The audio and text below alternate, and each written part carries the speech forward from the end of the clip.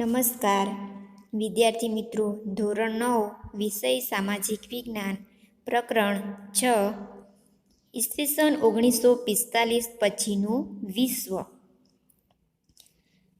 એમાં આપણે જોઈએ તો જે આપણે અગાઉ જોઈ ગયા છું કે જે સ્વતંત્રતા મેળવવા માટે જે લડતો થઈ ગઈ એના વિશે જોયું. હવે 1945 પછીનું વિશ્વ વિશે જોવાનું છે. પ્રાચીન કાળમાં ભારત એ વિશ્વભરમાં અસંખ્ય યુદ્ધો લડાયાની વિગતોથી ઇતિહાસ પૃષ્ઠ ભરાયેલું છે. તેમ છતાં આ યુદ્ધોમાં હંમેશા યાદ રહે તેવા વૈશ્વિક પ્રભાવ ધરાવતા યુદ્ધો મોટે ભાગે આધુનિક યુગના 2 મહાયુદ્ધો થઈ ગયા. પ્રથમ અને દ્વિતીય વિશ્વયુદ્ધ. જે મહત્ત્વના 2 યુદ્ધો થઈ ગયા એમાં પ્રથમ અને દ્વિતીય વિશ્વયુદ્ધ તે આપણે અગાઉના ચેપ્ટરોમાં જોઈ ગયા છો. પ્રથમ વિશ્વયુદ્ધના અંતે વિશ્વમાં કાયમી શાંતિ સ્થાપવાના હેતુથી રાષ્ટ્રસંઘની સ્થાપના કરવામાં આવી હતી. પ્રથમ વિશ્વયુદ્ધ થયું ત્યારબાદ વિશ્વ શાંતિ એટલે કે વિશ્વના દેશો સાથે શાંતિ સ્થાપવા માટે એક રાષ્ટ્રીય સંઘની સ્થાપના કરવામાં આવી હતી. પરંતુ તે કેટલીક મર્યાદાઓના કારણે શું થયું હતું? નિષ્ફળ ગયું હતું. ત્યારબાદ ફરી બીજું વિશ્વયુદ્ધ ફાટી નીકળ્યું ઈસવીસન 1939માં. અને બીજા વિશ્વયુદ્ધની સમયની જે ઘેરી અસર એટલે કે તેની પરિસ્થિતિ માનવજાતને શાંતિ અને સ્વતંત્રતા હણી નાખી હતી. આમ પ્રજામાં શાંતિ અને સ્વતંત્રતા જળવાઈ રહે તે માટે પુનઃ એકવાર સંયુક્ત રાષ્ટ્રોની સ્થાપના થઈ. ક્યારે? ઈસવીસન 1945 24 ઓક્ટોબર. તો વિદ્યાર્થી મિત્રો, હવે આપણે જે સંયુક્ત રાષ્ટ્ર છે એ સંયુક્ત રાષ્ટ્રનું ખતપત્ર જોઈએ તો વિશ્વ શાંતિ માટે જે સ્થાપવામાં આવેલા જે સંયુક્ત રાષ્ટ્રનું જે ખતપત્ર છે એમાં જોઈએ તો સંયુક્ત રાષ્ટ્રના ખતપત્રનો આરંભ શેનાથી થાય છે? આમુખથી થાય છે. હવે આપણે કેટલાક હેતુ દર્શાવેલા છે એમાં જોઈએ તો સૌપ્રથમ આંતરરાષ્ટ્રીય શાંતિ અને સલામતીની સ્થાપના કરવી. તો જે સંયુક્ત રાષ્ટ્રનું ખતપત્ર છે એમાં જે હેતુઓ દર્શાવવામાં આવેલા છે તેમાં સૌપ્રથમ આવે છે રાષ્ટ્રીય શાંતિ અને સલામતીની સ્થાપના કરવી. એટલે કે વિશ્વના દેશો સાથે શાંતિનો વ્યવહાર કરવો. એવી જ રીતે જે આંતરરાષ્ટ્રીય ઝઘડાઓ છે એ શાંતિમય સમાધાન કરવો અને ઉકેલ લાવવો. હવે બીજું જોઈએ તો જે આત્મનિર્ણય તથા સન્માન હકના પાયા પર રાષ્ટ્ર વચ્ચેનું મૈત્રીપૂર્ણ સંબંધ વિકસાવવા. એટલે કે રાષ્ટ્ર વચ્ચે સંબંધ કેવા હોવા જોઈએ? મૈત્રીપૂર્ણ એટલે તે મિત્રતા ભર્યા હોવા જોઈએ. આગળ જોઈએ તો જે આર્થિક અને સામાજિક, સાંસ્કૃતિક, માનવતાવાદી સમસ્યાઓનું નિરાકરણ લાવવામાં આંતરરાષ્ટ્રીય સહયોગ પ્રાપ્ત કરવો તથા જાતિ, ભાષા, લિંગ કે ધર્મ ભેદભાવ વિના તમામ વ્યક્તિઓ માટે મૂળભૂત સ્વાતંત્રતાઓ કે પછી માનવ અધિકાર પ્રત્યે આદરભાવ રાખવું. એટલે કે કોઈ પણ જાતિ, કોઈ પણ ભાષા, લિંગ, ધર્મમાં ભેદભાવ રાખ્યા વિના વ્યક્તિને મૂળભૂત સ્વતંત્રતાઓ અને તેમના કેટલાક અધિકારો મળ્યા છે એમના પ્રત્યે શું કરવું? આદરભાવ રાખવો. હવે છેલ્લું જોઈએ તો જ્યાં સમાન ધ્યેયો સિદ્ધ કરવા માટે કામ કરી રહેલા જુદા જુદા રાષ્ટ્રોના કાર્યો વચ્ચે સંવાદિતતા લાવનાર કેન્દ્રીય સંસ્થા તરીકેનું કાર્ય કરવું. તો જે આ સંયુક્ત રાષ્ટ્રના ખતપત્રો છે એના વિશે જોયું. હવે આપણે જોઈએ તો જે ઠંડુ યુદ્ધ અને તેમના કારણો અને પરિણામો. યુદ્ધ થઈ છે એ કોઈ કારણોસર જ થતા હોય છે, તેનું પરિણામ પણ આવતું હોય છે, એની અસર પણ થતી હોય છે. તો જે ઠંડુ યુદ્ધ થયું એ ક્યારે થયું હતું? ઈસવીસન 1945થી ઈસવીસન 1962 સુધીમાં. તો આ ઠંડા યુદ્ધમાં હવે આપણે આગળ જોઈએ તો જે બીજા વિશ્વયુદ્ધનું મહત્ત્વનું પરિણામ એ આવ્યું કે ઇંગ્લેન્ડ અને ફ્રાન્સ જેવી મહાન સત્તાઓની વિશ્વની નેતાગીરી અમેરિકા અને રશિયાએ લીધી હતી. જે બીજું વિશ્વયુદ્ધ થયું એનું પરિણામ એમાં જે ઇંગ્લેન્ડ અને ફ્રાન્સ એ કેવા હતા? મહાન સત્તાઓ ધરાવતા હતા આખા વિશ્વમાં. એ દેશની નેતાગીરી કોણે લીધી? અમેરિકા અને રશિયાએ. યુદ્ધમાં ઇંગ્લેન્ડ, ફ્રાન્સ, રશિયા, અમેરિકા એક સાથે રહી, પરંતુ યુદ્ધ પૂરું થતાં જ એટલે કે જે યુદ્ધ થતું હતું તે સમયે આ ચારે દેશો એક સાથે રહીને લડ્યા હતા. પરંતુ યુદ્ધ પૂરું થયા પછી રશિયાની શાસન પદ્ધતિની વિચારસરણી ભિન્ન હોવાના કારણે અમેરિકા અને ઇંગ્લેન્ડ એ રશિયાથી અલગ પડ્યા. આ ચારે દેશો સાથે યુદ્ધમાં લડ્યા હતા બીજા વિશ્વયુદ્ધમાં. પરંતુ જે રશિયાની શાસન પદ્ધતિ કેવી હતી? અલગ હતી. એમની વિચારસરણી કેવી હતી? આખી અલગ હતી. એના કારણે રશિયાએ અમેરિકા અને ઇંગ્લેન્ડથી અલગ પડ્યું.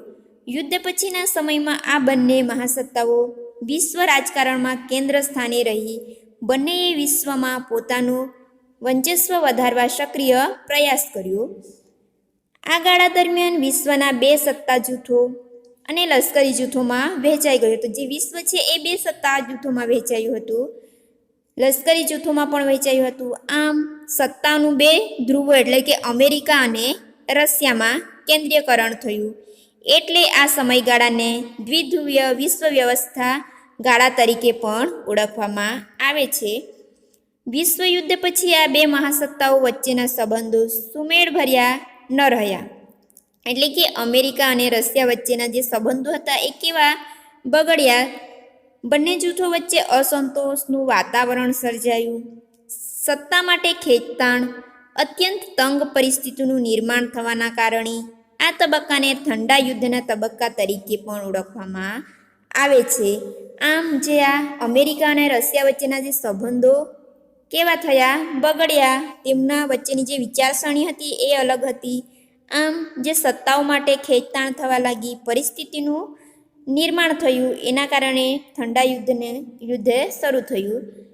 બીજા વિશ્વયુદ્ધ પછી વિશ્વના મુખ્ય શક્તિશાળી રાષ્ટ્રો વચ્ચેના સત્તા સંબંધોમાં પરિવર્તનો થયા. નાઝીવાદ જર્મની અને ફાસીવાદ ઇટાલી સામે મિત્ર દેશો તરીકે સાથે લડેલા અને વિજયી બનેલા. જે અમેરિકા અને રશિયા બંને વિરોધી સત્તા જૂથો, લશ્કરી જૂથો બન્યા હતા. એટલે કે બીજું વિશ્વયુદ્ધ ચાલતું હતું ત્યારે એ બંને દેશો સાથે રહીને લડ્યા હતા. પરંતુ યુદ્ધ પૂરું થતાં બંને અલગ થઈ ગયા. બંને શક્તિશાળી રાષ્ટ્રો બન્યા અને તેમના વચ્ચે ઠંડુ યુદ્ધ શરૂ થયું. બ્રિટન અને ફ્રાન્સનો વિજય તો થયો, પણ યુદ્ધમાં થયેલી જે ભયંકર તારાજીને લીધે બંને મહાસત્તા તરીકેનો દરજ્જો ગુમાવી બેઠા. યુદ્ધમાં હારેલા જર્મની, ઇટાલી, જાપાન એ આર્થિક, રાજકીય અને લશ્કરી એમ બધી જ રીતે નષ્ટ થયા હતા. કોઈ પણ પ્રકારનું યુદ્ધ થાય તો યુદ્ધમાં જે હારેલા દેશો હોય છે એમની પરિસ્થિતિ કેવી હોય છે? ઘણી ગંભીર હોય છે. આથી યુદ્ધમાં હારેલા જે પણ દેશો છે જર્મની, ઇટાલી, જાપાન એ આર્થિક દ્રષ્ટિએ, રાજકીય દ્રષ્ટિએ અને લશ્કરી દ્રષ્ટિએ એમ ઘણા જ નબળા પડ્યા હતા અને નષ્ટ થયા હતા. યુદ્ધના પાછળના જે તબક્કા દરમિયાન સોવિયત યુનિયન એટલે કે જે રશિયાએ જર્મનીના પૂર્વ ભાગ ઉપરાંત અન્ય પૂર્વ યુરોપના દેશો જેવા કે Austria, Albania, Hungary, Yugoslavia, Poland, રૂમાનિયા,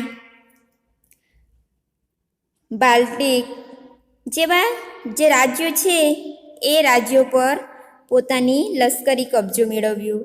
આ દેશમાં સામ્યવાદી પક્ષોને સત્તા સોંપી, જેથી તેમના પર રશિયાનું વર્ચસ્વ રહ્યું.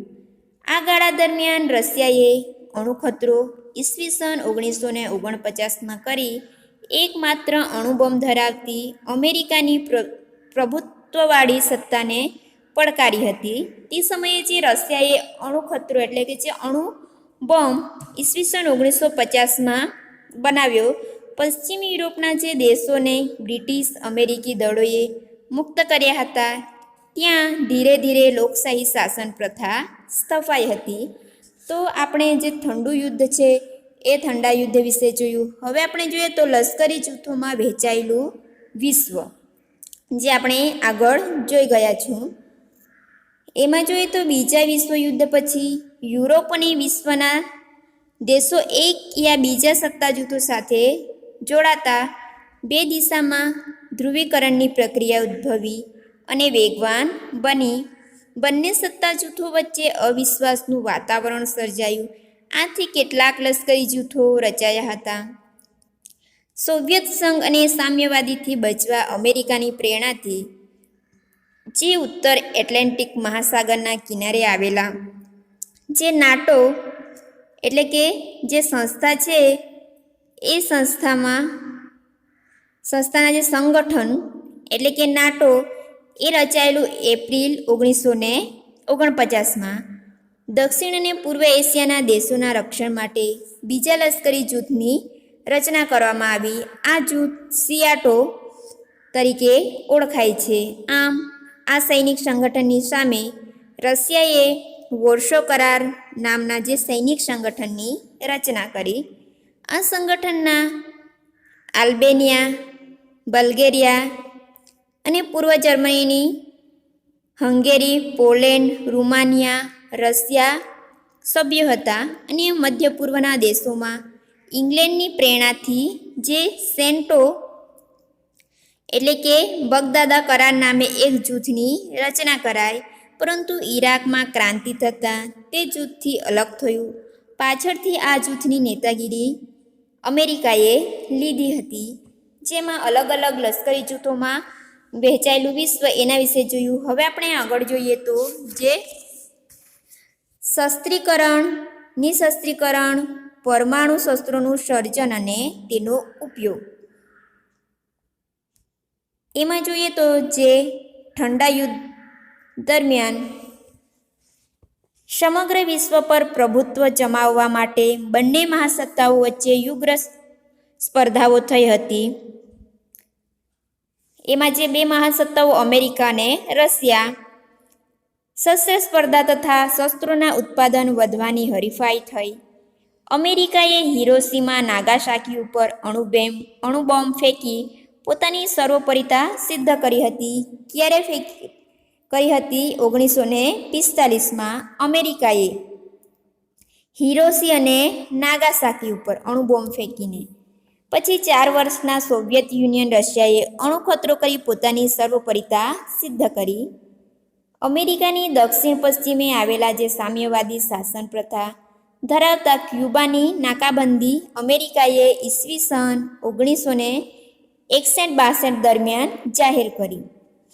અમેરિકાના આક્રમણના ભયથી ક્યુબાનું રક્ષણ કરવા માટે જે સોવિયત યુનિયન પરમાણુ શસ્ત્રોથી સજ્જ એવી મિસાઇલવાળા વહાણ કેરેબિયન સમુદ્રમાં મોકલ્યા હતા. આમ બંને મહાસત્તાઓ એકબીજાને પરમાણુ શસ્ત્રનો ઉપયોગ કરવાની ધમકી આપી. જે મહાસત્તાઓમાં અમેરિકા અને રશિયા એટલે બંનેએ અણુ અખતરાઓ કર્યા, અણુબોમ્બો ફેંક્યા અને નવી નવી મિસાઇલો શોધી હતી. છેવટે અમેરિકાએ સોવિયત યુનિયનના વડાઓ વચ્ચે પહેલીવાર હોટલાઇન પર વાત કરી હતી. જેથી સોવિયત યુનિયને પોતાના વહાણ પાછા વાળવાનો વિચાર કરી વહાણ પાછા વાળ્યા અને બંને વચ્ચે યુદ્ધની ઘટના ટળી ગઈ. આ ઘટનાને ક્યુબાની કટોકટી તરીકે ઓળખવામાં આવે છે. આથી બંને મહાસત્તાઓ વચ્ચે પરસ્પર સંદેશાની આપ-લે શરૂ થઈ. બંને મહાસત્તાઓ વચ્ચે ગેરસમજણ દૂર થવાની મોકો મળ્યો. આમ બંને મહાસત્તાએ પરમાણુ શસ્ત્રનો ઉપયોગ ન કરી માનવ કલ્યાણનું કાર્ય કર્યું. આથી જ તો ક્યુબાની કટોકટી ઠંડા યુદ્ધના અંતના આરંભ તરીકે ઓળખાય છે. આગળ જોઈએ તો જે અમેરિકા પછી સોવિયત યુનિયન અને બ્રિટન પરમાણુ શસ્ત્રોનું નિશસ્ત્રીકરણ અને પરમાણુ શસ્ત્રોના પરીક્ષણ અને ઉત્પાદન અને ઉપયોગ કરવા પર પ્રતિબંધ મૂકવા સહમત થયા. જે અમેરિકા અને રશિયા પછી બ્રિટન જે પરમાણુ અણુબોમ્બ બનાવતા હતા, શસ્ત્રો બનાવતા હતા, જે પરીક્ષણો કરવામાં આવતું હતું તેમનો ઉપયોગ એના પર પ્રતિબંધ મૂકવાની સહમત થયા. આની પરિણામે જે પરમાણુ અખતરા બંધ સંધિ તરીકે ઓળખવામાં આવે છે. આ સંધિ પર ફ્રાન્સે હસ્તાક્ષર કર્યા નહીં. જે એક સંધિ કરવામાં આવી તેમાં કોઈ પણ દેશે પરમાણુ શસ્ત્રો બનાવવા તેમનો ઉપયોગ ન કરવો, એના પર જે પ્રતિબંધ મૂકવામાં આવ્યો, એમાં જે સંધિ કરવામાં આવી, સંધિ પર ફ્રાન્સે પોતાના હસ્તાક્ષર ન કર્યા. પરમાણુ અખતરા કરવાનું ચાલુ રાખ્યું. કોણે? ફ્રાન્સે. તેમજ ચીને પણ આ સંધિ પર હસ્તાક્ષર કર્યા નહીં. ફ્રાન્સ અને ચીને આ સંધિ પર હસ્તાક્ષર ન કર્યા હતા. પરિણામે ઈસવીસન 1964માં અણુખતરો કર્યો. આ સંધિ એકબીજા દેશ પર અણુખતરા કરવા પર પ્રતિબંધ મૂકતી હતી. છતાં પણ વિશ્વના 5 રાષ્ટ્રો શસ્ત્ર ધરાવતા રાષ્ટ્રો બની ચૂક્યા હતા. ચીન સિવાયના 4 સંયુક્ત રાષ્ટ્રોની સલામતી સમિતિની જે કાયમી વીટો સત્તા ધરાવતા સભ્ય રાષ્ટ્રો હતા. આમ આગળ જોઈએ તો જે પરમાણુ શસ્ત્રો, વિઘાતક રાસાયણિક જૈવિક શસ્ત્રો તેમજ દૂરના અંતર સુધી પહોંચાડી શકાય તેવી જે મિસાઇલના ઉત્પાદનની અદ્યતન ટેકનોલોજીના આ 5 રાષ્ટ્રો પાસે હતી. એટલે કે જે 5 રાષ્ટ્રો છે એમની પાસે પરમાણુ શસ્ત્રો, પછી રાસાયણિક જૈવિક શસ્ત્રો અને દૂર સુધી પહોંચાડી શકાય એવી મિસાઇલનું ઉત્પાદન ટેકનોલોજી હતું. મનુષ્ય જાતિનો જ નહીં પરંતુ સમગ્ર જીવસૃષ્ટિ સાથે આખા જગતનો અનેકવાર વિનાશ કરી શકે તેવા રાષ્ટ્રોના ભય નીચે વિશ્વ દબાયેલું હતું. 2 મહાસત્તાઓ વચ્ચે ઠંડા યુદ્ધની તીવ્રતા ઘટતા તેમની વચ્ચે સંબંધ સુધાર પ્રક્રિયા શરૂ થતાં મહાસત્તાઓએ પરમાણુ શસ્ત્રો પર મર્યાદા મૂકતી અને તેમાં ઘટાડો કરતી સંધિઓ પર હસ્તાક્ષર કર્યા હતા. ભારતે પણ સંધિઓને આવકારી હતી, પણ તે હંમેશા નિશસ્ત્રીકરણની હિમાયત કરે છે. જ્યાં સુધી પરમાણુ શસ્ત્રોનું સંપૂર્ણ નિશસ્ત્રીકરણ થાય નહીં ત્યાં સુધી વિશ્વ પરમાણુ શસ્ત્રો જોખમમાંથી મુક્ત બની શકશે નહીં.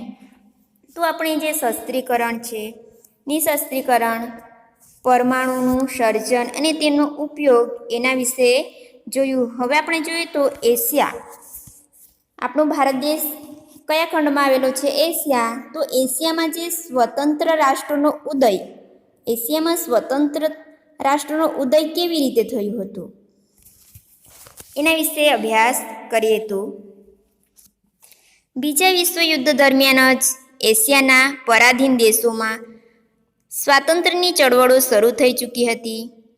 ભારતમાં બ્રિટિશરોની ભેદભાવભરી નીતિના કારણે આઝાદીની સાથે જ ભારતના 2 ભાગલા પડ્યા. ભારત અને પાકિસ્તાન એમ 2 સ્વતંત્ર રાષ્ટ્રો અસ્તિત્વમાં આવ્યા હતા. એટલે કે ભારત આઝાદ થયું પછી ભારતના 2 ભાગલા પડ્યા હતા, ભારત અને પાકિસ્તાન. આઝાદીની લાંબી લડત પછી ભારત દેશ આઝાદ થયો ઈસવીસન 1947માં. એ જ રીતે બ્રિટિશ સાથે કેટલાક રાષ્ટ્રોએ સંઘર્ષ કરી સ્વતંત્ર બન્યા હતા. મ્યાનમાર અને શ્રીલંકા એ ઈસવીસન 1948માં. ત્યારબાદ ઇન્ડોનેશિયા ઈસવીસન 1949માં સ્વતંત્ર થયા. તેમાં સંયુક્ત રાષ્ટ્રનો ફાળો મહત્વનો છે. આમ ધીમે ધીમે બીજા દેશો પણ સ્વતંત્ર થયા હતા. એશિયાઈ દેશોમાં લાઓસ, કંબોડિયા પણ સ્વતંત્ર રાષ્ટ્રો બન્યા હતા. આપણે એશિયામાં જે સ્વતંત્રતા મેળવી એ રાષ્ટ્રો વિશે જોયું. હવે આપણે જોઈએ તો જે આફ્રિકામાં સ્વતંત્ર રાષ્ટ્રનો ઉદય, એમાં જોઈએ તો બીજા વિશ્વયુદ્ધનું આફ્રિકાના પરાધીન દેશો સાથે સુખદ પરિણામ આવ્યું. મહાયુદ્ધ પૂરું થયું ત્યારે ફક્ત એબિસિનિયા એટલે કે દક્ષિણ આફ્રિકા સંઘ, ઇજિપ્ત સ્વતંત્ર હતા. અને બીજા વિશ્વયુદ્ધ દરમિયાન અને પછી એશિયાના દેશોમાં જે ચાલી રહેલી સ્વતંત્ર ચળવળો વેગેલી બની અને સ્વતંત્રતાની માંગણી કરવા લાગી. પરિણામ એ આવ્યું કે ઈસવીસન 1951થી ઈસવીસન 1966 સુધી 16 વર્ષના ગાળા દરમિયાન જે આફ્રિકાના 40 જેટલા નાના મોટા દેશો સ્વતંત્રતા પ્રાપ્ત કરી લીધી. આમ સામ્રાજ્યવાદી સત્તાઓ વિશ્વમાં પોતાનું પ્રભુત્વ જતું કરે તેમ ન હતી. તેથી તેમણે સત્તા ટકાવી રાખવાના પ્રયત્નો પણ કર્યા હતા. પરંતુ કેટલાક દેશો આ બે મહાસત્તા જૂથ કે લશ્કરી જૂથ સાથે ન જોડાય, પોતે સ્વતંત્ર રહે અને પોતાના રાષ્ટ્રને સ્વતંત્ર વિકાસ ઈચ્છતા હતા. એટલે કે કેટલાક એવા પણ જે રાજ્યો હતા કે તેઓ પોતે જોડાવા માંગતા ન હતા, સ્વતંત્ર પોતાનો વિકાસ કરવા માંગતા હતા. કેટલાક એવા પણ રાષ્ટ્રો હતા. એટલે આપણે આફ્રિકામાં સ્વતંત્ર થયેલા રાષ્ટ્રો વિશે જોયું. હવે બિનજોડાણવાદી ચળવળ. બિનજોડાણવાદી ચળવળમાં આપણે જોઈએ તો વિશ્વની જે બે મહાસત્તાઓમાં વિશ્વ વહેંચાઈ ગયું હતું. આપણે આગળ જોઈ ગયા છો બે વિરોધી મહાસત્તાઓ અને લશ્કરી જૂથો, એટલે કે અમેરિકા અને રશિયા સાથે કેટલાક રાષ્ટ્રો જોડાયા અને કેટલાક રાષ્ટ્રો ન જોડાયા. કેટલાક સ્વતંત્ર રહ્યા હતા, પોતાનો વિકાસ અલગ સ્વતંત્ર રીતે વિકાસ કરવા માંગતા હતા. વિશ્વમાં કોઈ પણ સત્તા જૂથ કે લશ્કરી જૂથમાં નહીં જોડાયેલા રાષ્ટ્રોને બિન જોડાયેલા કે તેમણે અપનાવેલી વિદેશ નીતિને શું કહેશું? બિન જોડાણવાદી નીતિ. એટલે કે કેટલાક રાષ્ટ્રો હતા એમણે સત્તા જૂથ સાથે પણ ન જોડાયા અને લશ્કરી જૂથમાં પણ ન જોડાયા. તેઓ પોતે સ્વતંત્ર અલગ રહેવા માંગતા હતા. આ અપનાવેલી જે વિદેશી નીતિને આપણે શું કહેશું? બિનજોડાણવાદી નીતિ. હવે આગળ જોઈએ તો વિશ્વની જે બે મહાસત્તાઓ કોઈ એક વિચારસરણીમાં જોડાયા વિના તટસ્થ રાષ્ટ્રો એકબીજાના સહકારથી પરંતુ પોતાના જે આગવા અસ્તિત્વ સાથે સર્વાંગી વિકાસ કરવા ઈચ્છતા હતા. એટલે કે કેટલાક રાષ્ટ્રો એકબીજાના સહકારથી અને પોતાના જે આગવા અસ્તિત્વ એટલે કે પોતાનો સર્વાંગી વિકાસ કરવા માંગતા હતા. આ સમયે ભારતના વડાપ્રધાન જવાહરલાલ નહેરુ, એટલે કે તે સમયે ભારતના વડાપ્રધાન કોણ હતો? જવાહરલાલ નહેરુ. ઇન્ડોનેશિયાના રાષ્ટ્રપતિ સુકાર્ણો, ઇજિપ્તના રાષ્ટ્રપતિ કર્નલ નાસર, યુગોસ્લાવિયાના રાષ્ટ્રપતિ માર્શલ ટીટોનું બિનજોડાણવાદી નીતિને પ્રબળ સમર્થન પ્રાપ્ત થયું હતું. એમણે બિનજોડાણવાદી નીતિ અપનાવી હતી. વિચાર વિમર્શને અંતે ઇન્ડોનેશિયાના બાન્ડુંગ ખાતે તટસ્થ રાષ્ટ્રોની એક પરિષદ યોજાઈ હતી. ક્યારે યોજાઈ હતી? ઈસવીસન 1955માં. આ પરિષદમાં એશિયાના 23 અને આફ્રિકાના 6 દેશોના પ્રતિનિધિઓ હાજરી આપી હતી. જે પરિષદ યોજાય એમાં એશિયા ખંડના 23 દેશો અને આફ્રિકાના 6 દેશોને હાજરી આપી. પરિષદે વિશ્વના ગરીબ દેશોની વચ્ચે જે સાંસ્કૃતિક અને આર્થિક સહકાર વધારવાનું તથા સામ્રાજ્યવાદનું જે વિરોધ કરવાનું ધ્યેય જાહેર કર્યું. આ પરિષદમાં તટસ્થ દેશોના સંગઠન માટેનું માળખું, ભવિષ્યની કામગીરી નક્કી થઈ.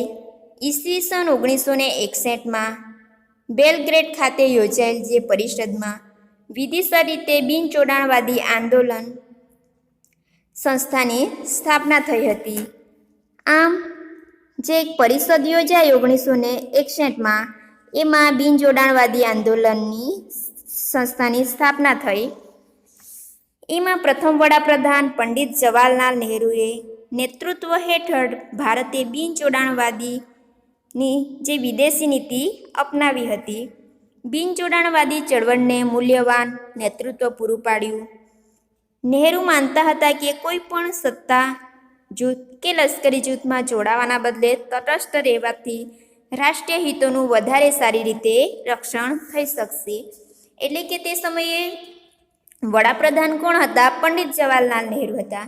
એવું માનતા હતા કે આપણે બિનજોડાણવાદી નીતિ અપનાવીએ, એટલે કે લશ્કરી જૂથ સાથે પણ ન જોડાવવું અને સત્તા જૂથ સાથે પણ ન જોડાવવું. પોતે તટસ્થ એટલે કે અલગ રહીને આપણા રાષ્ટ્રનો સારો એવો વિકાસ થઈ શકશે એવું માનતા હતા.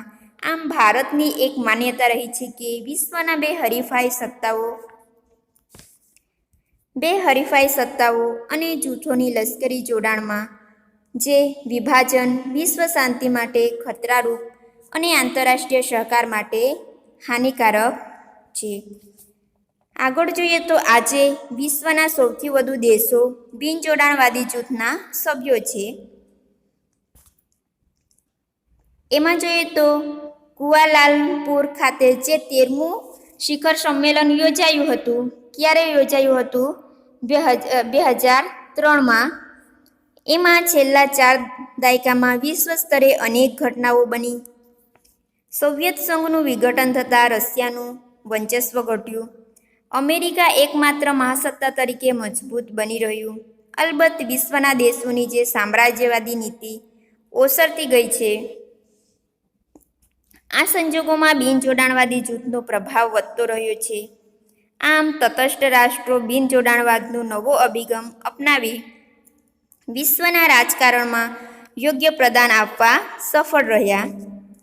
વિશ્વના સ્વતંત્ર શાંતિ જળવાઈ રહે, યુદ્ધકીય ઘટનાઓ ન બને, માનવ સમાજ અને રાષ્ટ્રની ભાવના જળવાય તથા મહાસત્તા નિઃશસ્ત્રીકરણ અપનાવવાનું વલણ કેળવે એ માટેનો નૈતિક પ્રભાવ જમાવવામાં બિનજોડાણવાદને સફળતા મળી હતી. તો વિદ્યાર્થી મિત્રો, આજે આપણે જે રાષ્ટ્રસંઘ છે એ રાષ્ટ્રસંઘમાં તે સમયનું જે ખતપત્ર છે, ઠંડુ યુદ્ધ, ત્યારબાદ જોઈએ તો જે લશ્કરી જૂથોમાં વહેંચાયેલું વિશ્વ, શસ્ત્રીકરણ, તેમનું સર્જન, તેમનો ઉપયોગ, એશિયાના સ્વતંત્ર રાષ્ટ્રનો ઉદ્ભવ, આફ્રિકાના સ્વતંત્ર રાષ્ટ્રનો ઉદ્ભવ અને બિનજોડાણવાદ વિશે અભ્યાસ કર્યો. હવે આપણે જે બીજા ભાગમાં જર્મનીના ભાગલા અને એકીકરણ વિશે અભ્યાસ કરીશું.